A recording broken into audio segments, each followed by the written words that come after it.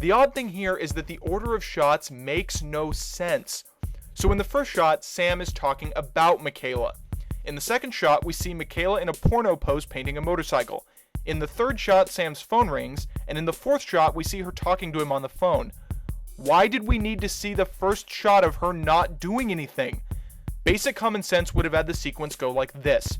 At the end of shot number 2, she would have pulled out a telephone, which would flow right into the third shot and make a lot more sense. Also, in the first shot of her, there is no phone in her ear, but when we cut back, there's a phone there, making the first shot even more random and unnecessary. They share a conversation that could have been flirty, but due to the acting, it just comes off kind of weird. Hey, beautiful. I'm breaking up with you, Sam. Really? You sure? I'm not hearing a whole lot of conviction. Well, I am, okay? So there's no reason for me to come say goodbye to you. Wow, you almost sounded serious that time. Guess what? I made you a long-distance relationship kid. So, is she really breaking up with him? Why doesn't he seem to care about this? You really should come with me. They got cheap apartments near campus. What exactly does he expect her to do by moving in with him? She'd sit in an apartment all day while he was in college? What? Oh, I love it when you say camshafts. Whisper it to me. Camshafts. Why is that funny? He finds some random word hot? Then something falls out of his old sweatshirt from the first movie. Can I hate you? This is my Wiki charm. Wait, hold on a second. I guess we're not breaking up. I'll be over in 20.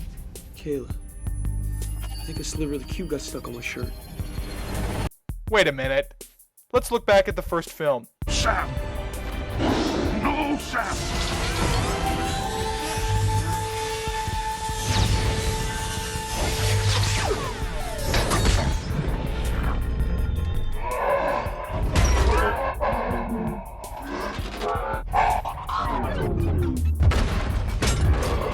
The Allspark didn't explode or splinter, it kind of got sucked up into Megatron. Not one frame of this shot looks like a splinter could have gotten stuck anywhere. Also, with a piece that big, wouldn't Sam have found it before now? The sliver of the cube puts some kind of magic-y symbols into his mind and then starts melting through the floor alien style for some reason. It lands on the kitchen counter and starts turning all the kitchen appliances into transformers. Hold up. This is a leftover problem from the first film, but it really should have been taken out of this one. Obviously, a movie of this type requires a lot of suspension of disbelief, but this is just taking it too far. We're expected to believe that a magic little gizmo can not only make any appliance come to life, but also arm it to the teeth with rockets and machine guns. Science fiction is supposed to be about taking the ordinary and giving it a push into extraordinary, but things like this defy the laws of physics and bend reality too much until your connection to the movie breaks. Also, why are all the new creations evil? The mini Transformers start shooting and wrecking the place, and in the middle of this, I guess Michael Bay thought it was important for us to get some more dog humping.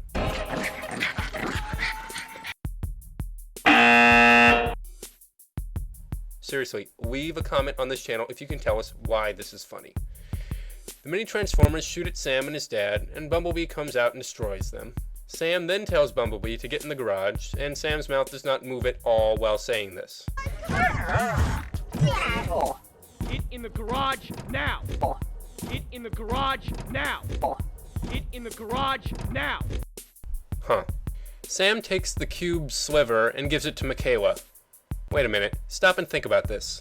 Sam has a little piece of metal that instantly turns every machine around it into a crazy destructive transformer, so he gives it to his girlfriend, who works as a mechanic, which is just about the last place where you'd want all the machines coming to life and trying to kill you.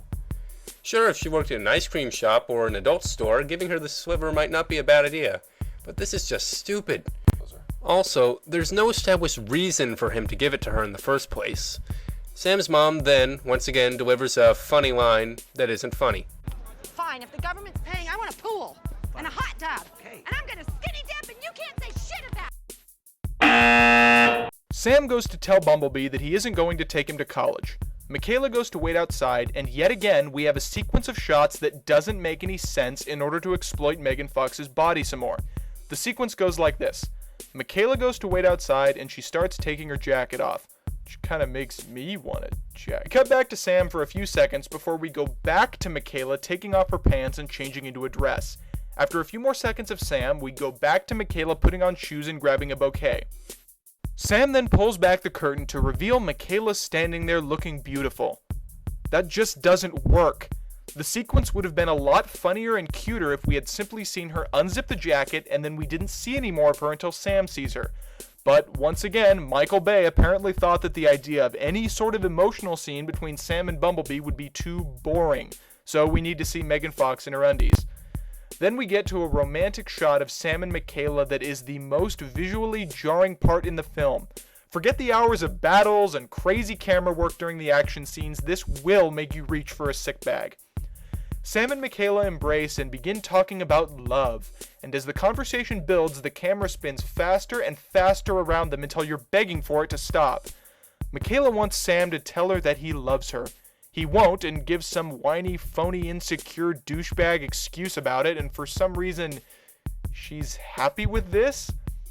I mean, sure, the most meaningful relationship I've ever had with a girl was with the checkout girl who told me to have a nice day once, but I'm pretty sure that any girl would be pissed off and offended by this, especially from a guy she's been with for 2 years. You know, come to think of it, Sam doesn't seem worried or tense at all about the crazy alien symbols that were just Xeroxed into his mind. We're gonna make it work, I promise.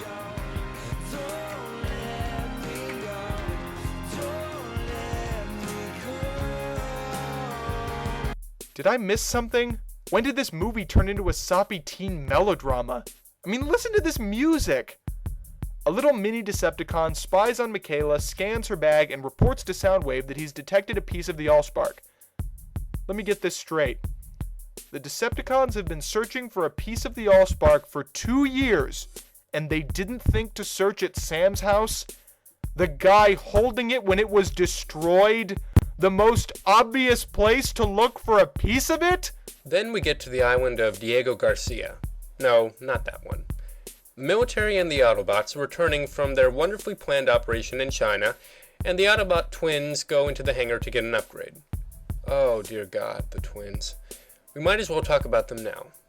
The twins, Skids and Mudflap, are horrifying. Oh yeah, look at it, my booty call right here. Time to get my sexy on with green. No, green is mine. I call green. I got the green. That hurt, man. The closest parallels that can be drawn is to Nick Cannon's video, Eat Dat Watermelon. No, I was hungry. What should we eat? Some of that good old watermelon. Oh, yeah. Eat that watermelon, eat that watermelon, eat that watermelon. Surely is good. Eat that watermelon, eat that watermelon, eat that watermelon. Surely. But while Eat Dat Watermelon is actually a sly commentary on how black rappers are sadly perpetuating the stereotypes, the twins are shocking racial caricatures that are very sad and disturbing. I'm not kidding. They go beyond tumor humor. With tumor humor, you can often laugh from a sense of, they really expected us to find that funny?